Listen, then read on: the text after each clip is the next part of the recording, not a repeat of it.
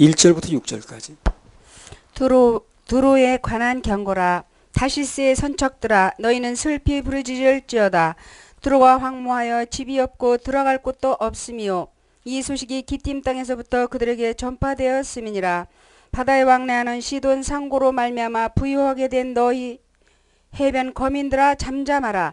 시홀의 곡식 곧 나일의 추수를 큰 물로 수운하여 드렸으니 열국의 시장이었도다. 시돈이여 너는 부끄러워할지어다.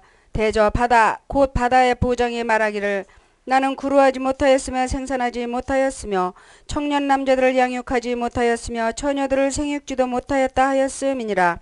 그 소식이 애굽에 이르면 그들이 두로의 소식을 인하여 통도하리로다. 너희는 다시스로 건너갈지어다. 해변 거민아 너희는 슬피 부르짖을지어다. 그 이제 그들이 보니까 이 두로가 망했는데 더 이상 그들에게 이제 이익을 줄 수가 없는 거예요. 두로란 나라가. 뭐 이제 한참 잘 나갈 때는 자기네 주고받고 했는데 그 뭐 다 파손되고 그래가지고 망하니까. 두로 사람들과 교역하던 사람들이 다 어떻게 했다는 거예요. 다른 지역으로 방향을 돌렸는데 이제 다시스로 방향을 돌리더라는 겁니다. 그리고 이제 이렇게 말하는 거예요. 돌리고 나서 7절 한번 읽어보세요. 이것이 고대에 건설된 너희 희락의 성, 곧 그 백성이 자기 발로 먼 지방까지 가서 유하던 성이냐. 예, 이제 이렇게 비꼬는 거죠. 망옥되니까 자기는 여태 다 동조해서 했던 사람들이. 좌우지간 늘 말씀을 드리는 건데 인간이 쌓은 성이라든가 인간의 이렇게 정으로 연결된 거는요 이렇게 허무하게 무너져요. 잘 될 때는 다 좋은 거예요. 뭐 아주 뭐라도 빼줄 것처럼 하지만 이게 무너지면 그냥 돌아서는 게 이제 이 세계라. 이걸 한번 쓰라리게 맛본 사람은 그 다음부터 주님 사랑 외에는 잘 안 받아들여요. 이 인간 사랑이 한번 이 돌아서는 걸 한 뼈저리 본 사람은 야 저게 저런 거구나. 사람들의 정이라든가 뭐 이렇게 하여튼 그런 거는요 그건 믿을 것도 못 되고 상황과 형편이 달라지면 순식간에 변하는 게 그거더라고. 이 세상에 영원히 따를 대상이 없어요. 영원히 환경과 관계없이 나를 따라올 사람도 또 없습니다. 다 환경이 달라지면 그렇게 막 아주 나를 그냥 아주 믿는다고 그러고 아주 그렇게 했던 사람들이 그래서 오직 하나님만 믿고 따라가는 게 최고로 안전한 겁니다. 그게 최고로 안전한 거예요. 언제든지 변할 수 있는 겁니다. 사람이라는 건. 거기다 믿고 거기다 모든 걸 걸면 언젠가 아주 뼈저린 맛을 한번 볼 수가 있어요. 그 주님이 그렇게 인도하시더라고. 하나님 외에 정을 못 주게 만들더라고. 야, 이 인간의 이 정이라든가 그게 저렇게 변할 수 있는구나. 180도 어느 날 하는 걸 눈으로 보게 되더라고. 13장 13절도 한번 읽어보세요. 갈대아 사람의 땅을 보라. 그 백성이 없어졌나니 곧 아수르 사람이 들짐승에 거하는 곳이 되게 하였으되 그들이 망대를 세우고 궁전을 헐어 황무케 하였느니라. 예, 그래서 하나님이 세우지 않은 것은요 다 결국은 다 뽑혀요. 예, 누가 세우느냐가 중요합니다. 마태복음 15장 13절.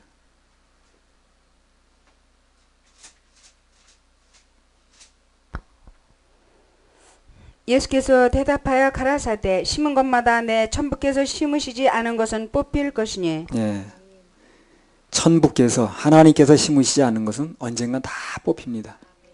그건 영원하지 못해요. 이 지구도요 다 나중에 흔들리고요. 예, 하나님이 직접 심어 놓으신 것만 영원합니다. 예, 하나님께서 심으신 것은 중간에 어떤 과정을 겪든 간에 절대로 안 뽑힙니다. 14절. 다시스의 선척들아 너희는 슬피 부르짖으라. 너희 견고한 성이 파괴되었느니라. 예, 인간이 세운 성은요 아무리 견고해도 나중에 그냥 무너집니다. 그 계시록에 보면 그 만국의 견고한 성들이 쫙 무너지는 그런 세상에서 있은 일이 최고의 그 큰 지진이 일어나가지고 다 무너져 내리잖아요. 우리는 하나님이 세우신 것만 영원하다. 이걸 믿어야 돼. 그래야 정말 흔들리지 않는 걸 잡고 있는 거예요. 그래야 나중에 흔들리지 않는 걸 잡는 사람만 낭패를 당하지 않습니다. 세상이 어찌 돌아가든 그걸 잡고 있는 사람은 낭패를 당하지 않아요. 근데 세상에 흔들리는 걸 잡고 있던 사람은 그게 아무리 크고 좋았다 할지라도 결국은 나중에 흔들리는 걸 잡았기 때문에 같이 흔들리는 거죠. 흔들린 기둥 잡고 있으면 그 흔들림 같이 흔들리지 않겠어요? 그래서 영원히 무너지지 않는 게 무엇인가? 그걸 잡아야 사람 앞에서도 환경 앞에서도 담대할 수가 있습니다. 예. 할렐루야. 우리 하나님께 박수 올려드립니다. 자, 이사야 23장 8절 9절. 면류관을 씌우던 자여 그 상고들은 방백이요 그 무역자들은 세상의 존귀한 자이던 두루에 대하여 누가 이 일을 정하였느뇨. 만군의 여호와의 정하신 것이라. 모든 영광의 교만을 욕되게 하시며 세상의 모든 존귀한 자로 멸시를 받게 하려 하심이니라. 예, 그래서 하나님께서는 언제든지요 입장이 바뀌게 하실 수 있고 전세가 역전되게 하실 수도 있어요. 입장이 바뀔 수도 있고 전세가 역전될 수도 있습니다. 모든 일은 만군의 여호와가 정하신다 그런 거예요. 그런 의미에서 이제 하나님 안에서는요 털 세상에서 멸시받던 자가 오히려 존귀하게 될 수도 있습니다. 바뀔 수 있어요. 뭐 가난해서 어쩌고 저쩌고 하지만 또 그게 이제 순간적으로 또 언젠가 주님이 역사하시면 바뀔 수도 있습니다. 고린도전서 1장 26절에서 29절. 형제들아 너희를 부르심을 보라. 육체를 따라 지있는 자가 많지 아니하며 능한 자가 많지 아니하며 문벌 좋은 자가 많지 아니하도다.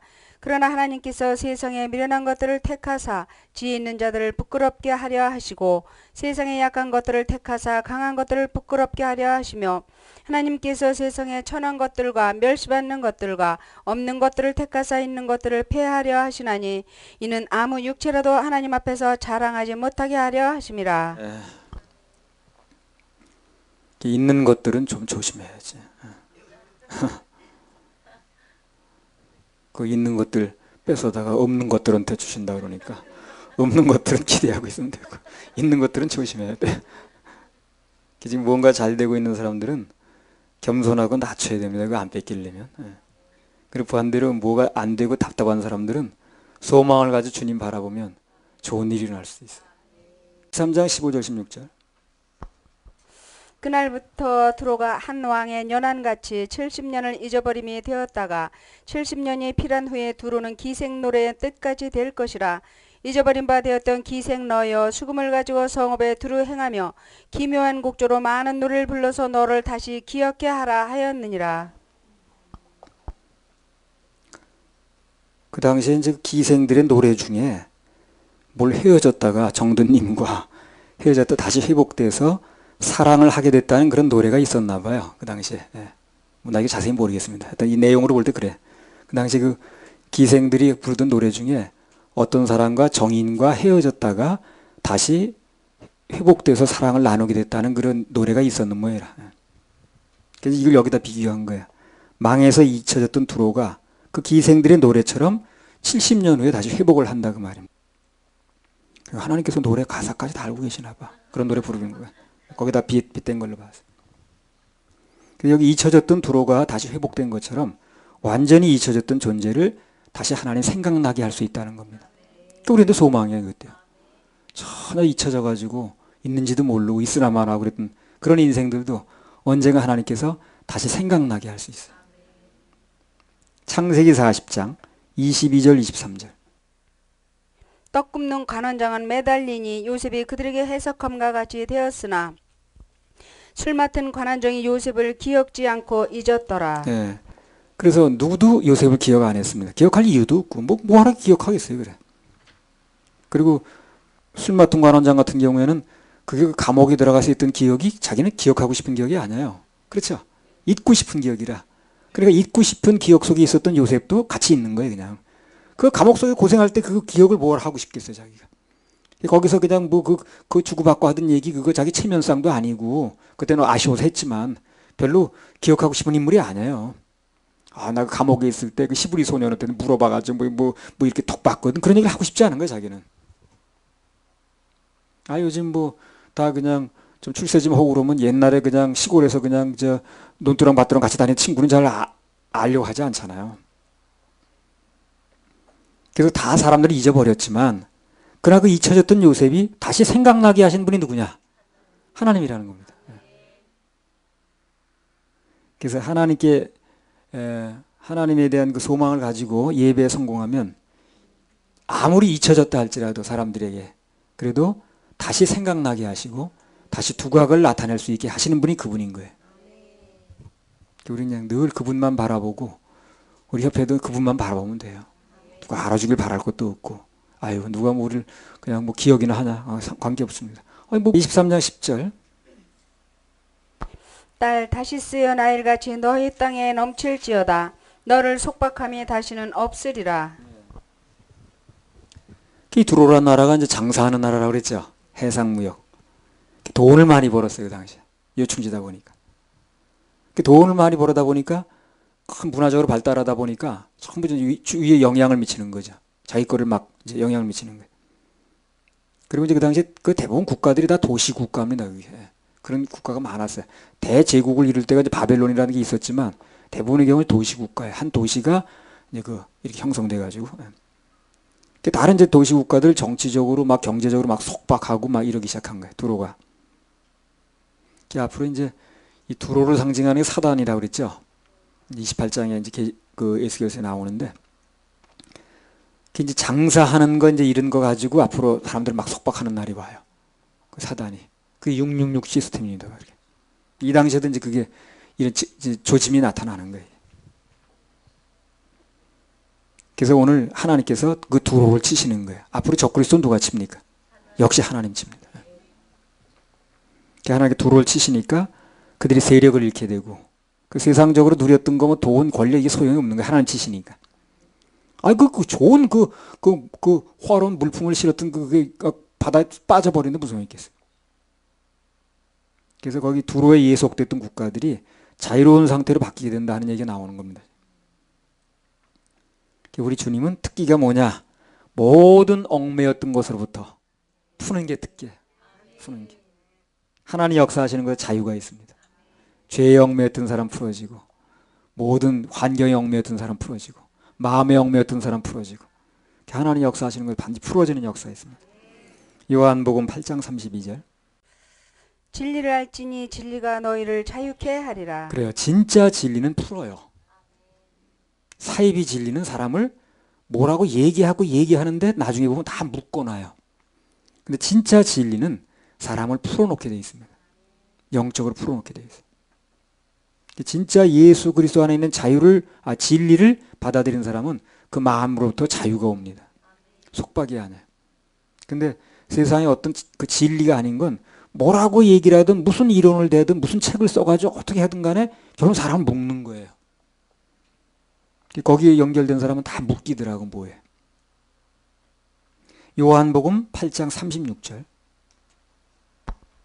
그러므로 아들이 너희를 자유케 하면 너희가 참으로 자유하리라. 네, 그래서 예수가 우리를 자유케 하면 그러면 너희가 참으로 자유해진다는 거예요. 참으로 자유해진다. 고린도후서 3장 17절 주는 영이시니 주의 영이 계신 곳에는 자유함이 있느니라. 네, 주의 영이 계신 곳에는 자유함이 있다. 그래서 이제 하나님께서 모든 속박을 푸신 것을 이제 구원에 우리 연결하게 되면 어떤 죄를 지었든 그 사람이 이미 죄의 대가가 지불됐기 때문에 안전하다는 겁니다. 요한일서 5장 17절 모든 불의가 죄를 대 사망에 이르지 아니하는 죄도 있도다. 예. 모든 불의가 죄로 돼 사망에 이르지 아니하는 죄도 있도다. 로마서 6장 23절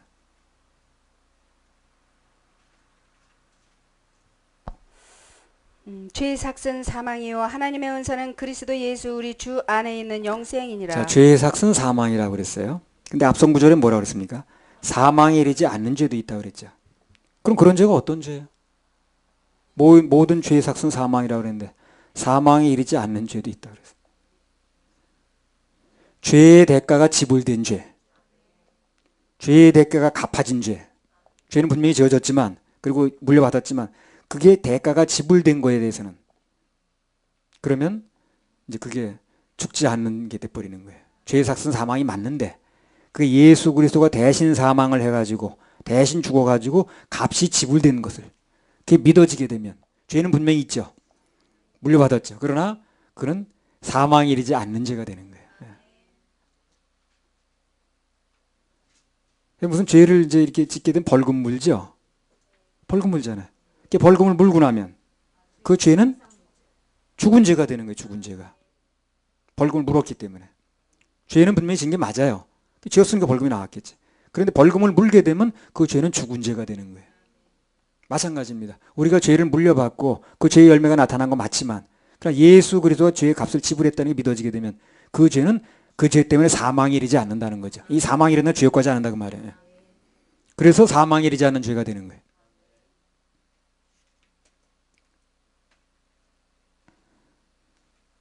이사야 23장 17절 18절 70년이 필한 후에 여호와께서 두로를 권고하시리니 그가 다시 취리하여 지면에 있는 열방과 음란을 행할 것이며 그 무역한 것과 이익을 거룩히 여호와께 돌리고 간직하거나 쌓아두지 아니하리니 그 무역한 것이 여호와 앞에 거하는 자의 배불리 먹을 자료 잘 입을 자료가 되리라. 예, 이렇게 두로가 망하고 난 다음에 70년이 지난 다음에 한 번 더 기회를 준 겁니다. 근데 여전히 그러고 있는 거예요. 두로는요. 여전히 열방과 음란을 행하고 이렇게 하는 거예요. 이게 다시 이제 영원히 망하게 됩니다. 이 적그리스도가 1000년 동안 갇히거든요. 한 번 이제 다시 이렇게 풀어놔요. 근데 이제 더 큰 군대를 모아가지고 이제 마지막 전쟁을 벌이는 그때 영원히 망하지. 하여튼 좌우지간 결국 모든 건 하나님 자녀 것이 돼요. 네.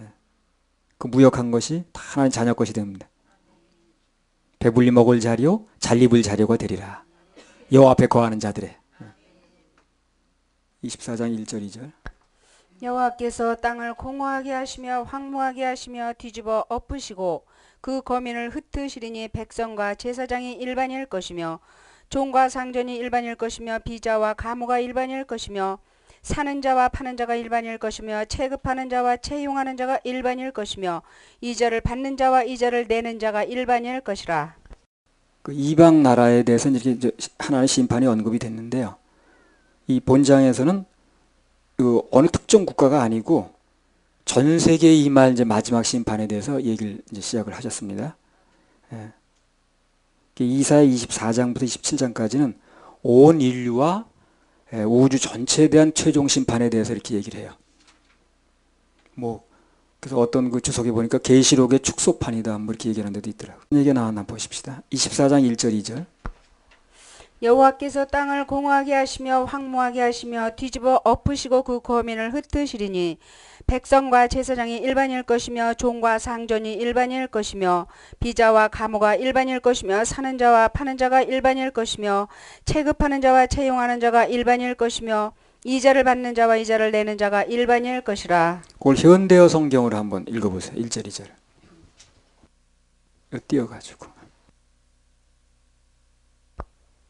말세의 세계 심판 여호와께서 땅을 세계 심판이라고 나오죠.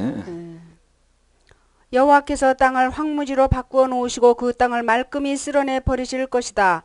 주께서 온 지면을 갈아 엎으셔서 그 주민을 흩어 놓으실 것이다.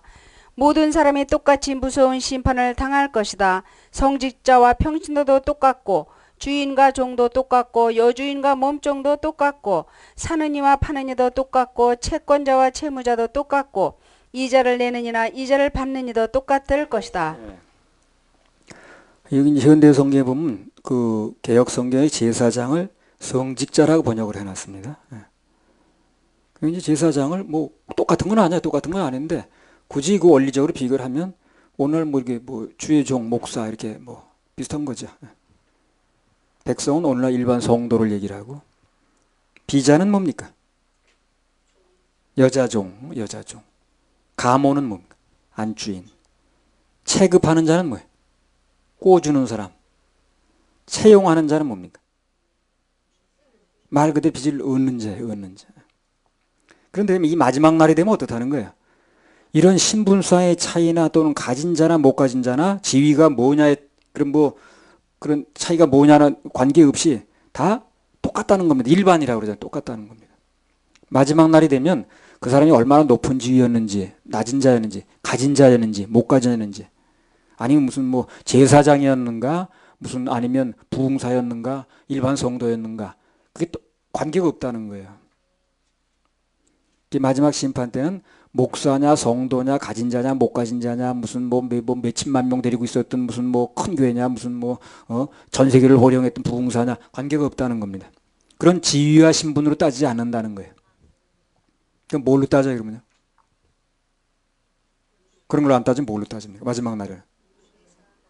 그러면요 오직 예수 그리스도의 보혈로 죄사함 받았는가 거듭난 자냐 아니냐 구원받은 사람이냐 자연인이냐 이렇게 두 부류만 따지는 거예요.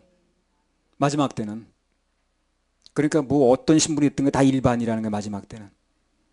그래서 그때 가서 따지는 건 오직 그 사람이 목사였느냐 무슨 벼슬이었느냐 벼슬로 가는 게 아니라 그랬죠. 그런 걸 따지지 않고 오직 예수 그리스도의 보혈로 거듭난 사람이냐 아니냐 구원받은 사람이냐 그냥 자연인이냐 이것만 가지고 따진다는 거예요. 그래 결국 그렇게 되는 거니까요. 우리도 사람을 판단할 때 어떻게 됩니까? 그 사람이 뭐 목사냐 부흥사냐 신학자냐 직분자냐 평신도냐 무슨 대단히 큰 교회 목사냐 이렇게 따지면 안 돼요. 그렇게 따지면 안 돼요. 나중에 그렇게 따지지 않으니까. 그러니까 우리는 오직 그 사람이 무슨 뭐 목사니 부흥사니 따지지 말고 무슨 뭐 교계 어른이 이런 거 따지지 말고 구원받은 사람인가 아닌가 이렇게만 따지면 되는 거예요. 왜 그렇게 따져야 됩니까? 마지막 날 그렇게 계산하니까. 구원받았는가 안 받았는가 이렇게만 따지는 거예요 나중에. 생명책에 이름이 기록됐는가 안 됐는가 이렇게만 따지는 거예요. 그러니까 우리도 지금부터 그렇게 사람을 봐야 되는 거예요.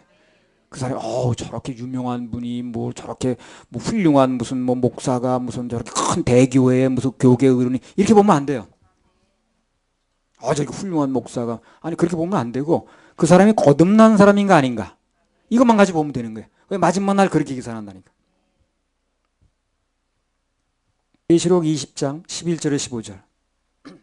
잘 몰라서 그렇죠. 자세히 성경을 읽어보면 성경 속에 답이 다 나와 있어요. 성경을 갖다 덮어놓고 딴 걸 가지고 얘기를 하니까 그렇죠. 또 내가 크고 흰 보좌와 그 위에 앉으신 자를 보니 땅과 하늘이 그 앞에서 피하여 간데 없더라.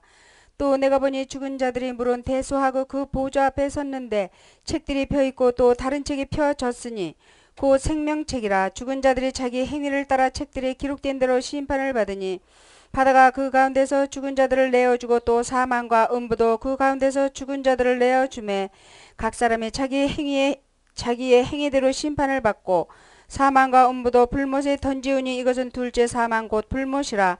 누구든지 생명책에 기록되지 못한 자는 불못에 던지우더라. 예. 또 내가 보니 죽은 자들이 물온대소하고 물온대소가 뭡니까? 아까 얘기한 그거예요. 무슨 뭐 큰 높은 사람이냐 낮은 사람이냐 가진 자냐 못 가진 자냐 큰 교회 목사냐 이런 거 따지지 말고 물온대소가 그 얘기입니다. 물온대소하고 다 그 보좌 앞에 섰더라는 거예요. 물온대소가 뜻하는 말이 그거예요. 바로 이사에서 이 식으로 표현하면 목사가 됐든 부흥사가 됐든 장로가 됐든 평신도가 됐든 누구든지 다 심판대 앞에 쓴다는 거예요. 생명체에 기록되지 못한다는 다 쓴다는 거예요. 그리고 어떻다는 거예요? 불못에 던지온다는 거예요. 그러니까 그때 목사냐 뭐 아니냐가 소용없는 거지. 아무 의미 없는 거지. 내가 부흥사를 뭐 얼마나 파악했느니 뭐니 아무 의미가 없는 거예요. 생명체의 이름이 기록되지 못하면 물온대소하고 다 불못에 던져온다고 그랬으니까. 마지막에는. 그렇게 해산되는 거야 나중에. 그러니까 거기다 대고 무슨 내가 무슨 뭐 이래봬도 무슨 뭐 권능을 행했네요. 무슨 뭐 선지자 노릇했네. 소용없는 거지. 그렇게 말하는 사람이 있죠. 마태복음 7장에. 그 소용없는 거예요. 지금 여전히 그렇게 하잖아요 사람들이. 내가 뭐 이래봬도 그 소용없다니까요. 마지막 심판 때는 생명책에 이름이 기록됐는가 안 됐는가 그것만 관건이라. 그 외에 다른 것은 뭐 전혀 문제가 될 게 없어요. 그 사람이 얼마나 큰 사람인지 작은 사람인지 유명한지 무명한지 관계없어요. 상대가 목사인가 아닌가 그걸로 기준하지 않습니다. 오직 그가 예수님 보혈로 거듭난 자인가 아닌가 그것만 기준해요 우리냐. 왜 그게 정확하니까. 나중에 그렇게 계산하니까. 나중에 계산 방법대로 우리 따져야 될 거 아닙니까. 막날은 그렇게 계산하는 게 아니라고 했으니까. 뭐 성직자나 일반에 다 일반이라고 그랬잖아요. 그 분류를 따라야지. 성경에 나오는 분류를 따라야지. 사람들이 말하는 분류 따지면 되겠어요. 그렇게 하지 않는다는 하나님께서.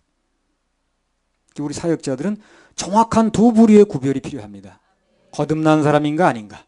이것만 구별하면 되는 거예요. 그 사람 직분이 뭔가를 구별하지 말고. 선배든 후배든 관계없이 그 사람이 구원받은 사람인가 아닌가 거듭난 사람인가 아닌가 이렇게만 따진다니까요. 우리 그것만 염두에 두고 구별하면 되는 거예요.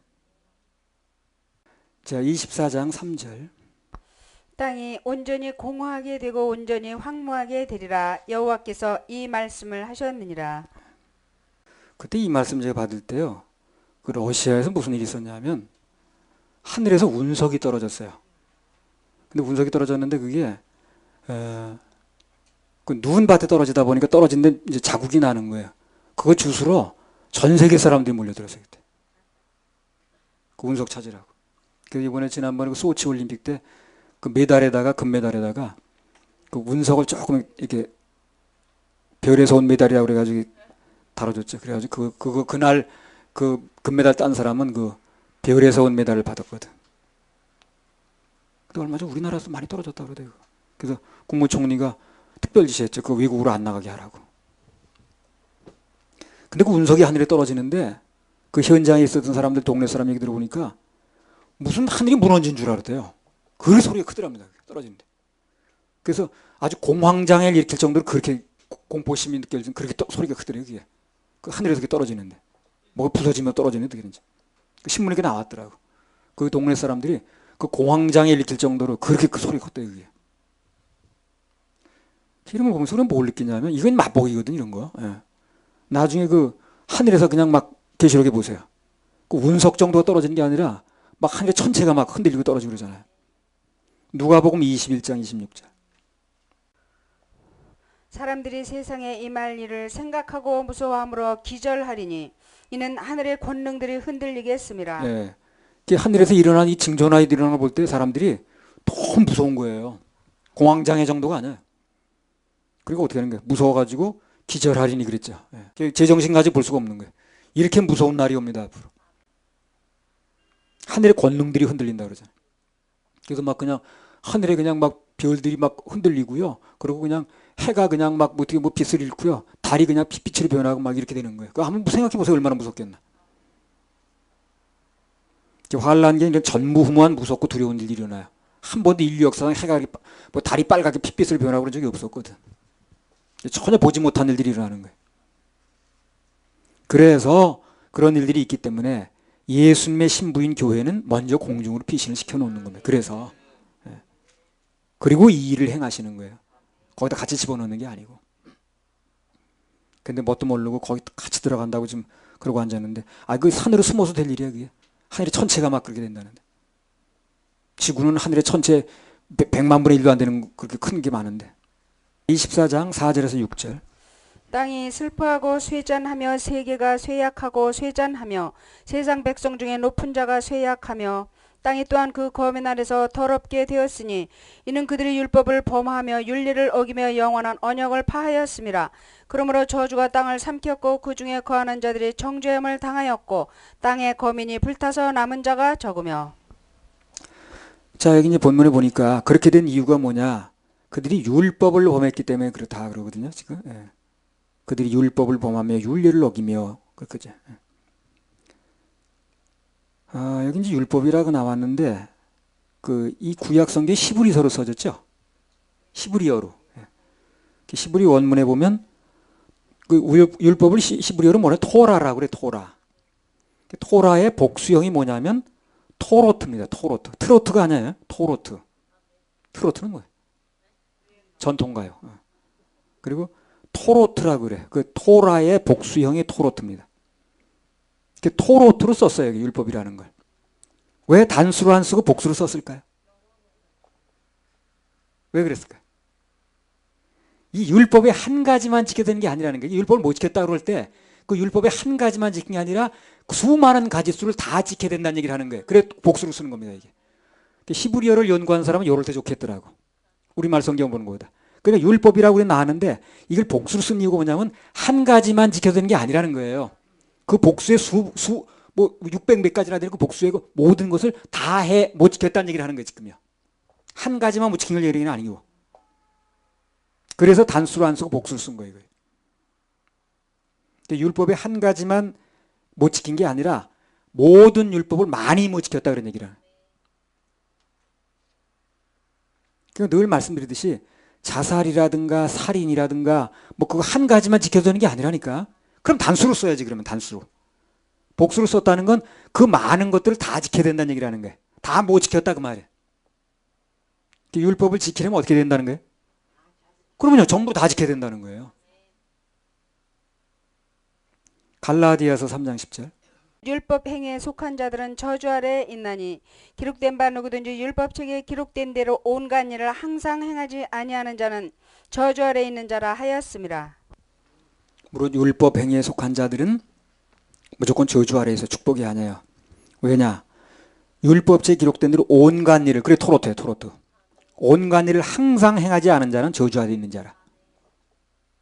그래서 한 가지만 지켜도 된다고 뭐 자살자가 됐든 뭐든 간에 그 지키는 사람은 토라를 붙들고 있는 거예요. 근데 여기 토로 드러났거든. 전체를 다 해야 된다는 거예요, 전체를. 한 가지만 붙들어도 되는 게 아니라는 거지. 그래서 복수를 쓰는 거지. 신명기 28장 15절. 네가 만일 네 하나님 여호와의 말씀을 순종하지 아니하여 내가 오늘날 네게 명하는 그 모든 명령과 규례를 지켜 행하지 아니하면 이 모든 저주가 네게 임하고 자 보세요. 신명기 28장에도 보면 내가 오늘날 네게 명하는 그 모든 명령과 모든 규례를 다 지켜야 된다고 그랬죠. 그 토라가 아닌 거예요. 토로튼 거예요.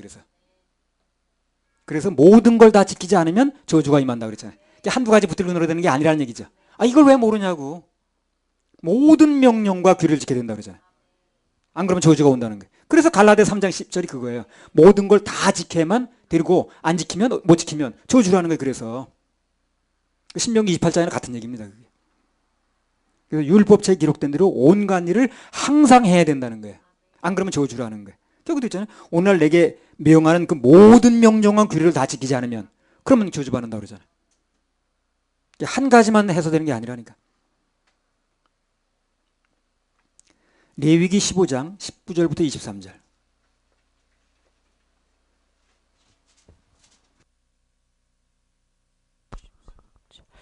어떤 여인이 유출을 하되 그 유출이 피면 7일 동안 불결하니 무릇 그를 만지는 자는 저녁까지 부정할 것이요 그 불결한 동안에 그의 누웠던 자리는 다 부정하며 그의 앉았던 자리도 다 부정한즉 그 침상을 만지는 자는 다 옷을 빨고 물로 몸을 씻을 것이요 저녁까지 부정할 것이며 그 좌석을 만지는 자도 다 옷을 빨고 물로 몸을 씻을 것이요 저녁까지 부정할 것이며 그의 침상감으로 그 좌석에 있는 것을 만지는 자도 저녁까지 부정할 것이며.